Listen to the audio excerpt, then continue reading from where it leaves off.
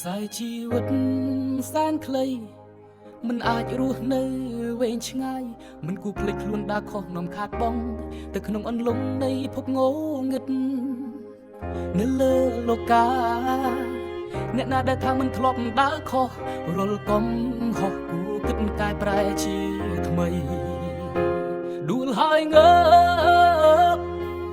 កុំឲ្យធ្លាក់ទៅក្នុងអវជ័យគិតខំកសាងខ្លួនជាមនុស្សម្នាក់ដែលថ្មីសង្វិធីសម្រាប់ជីវិតត្រូវតស៊ូត្រូវតែក្រាបឈរឡើងត្រូវតែមានសង្ឃឹមត្រូវតែញញឹមឲ្យដើរទៅមុខ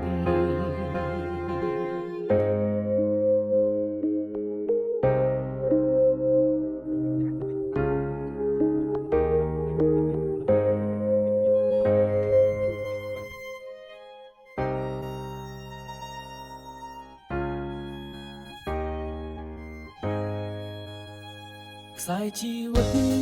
សែនខ្លីមិនអាចរស់នៅវែងឆ្ងាយមិនគូភ្លេចខ្លួនដើរខុសនាំខាតបងទៅក្នុងអន្លង់នៃភពងងឹតនៅលើលោកា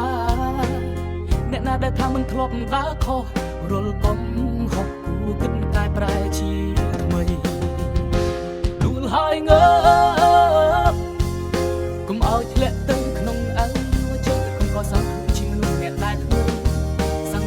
សម្រាប់ជីវិតត្រូវតស៊ូត្រូវតែក្រាបឈរឡើងត្រូវតែមានសង្ឃឹមត្រូវតែញញឹមឲ្យដើរទៅ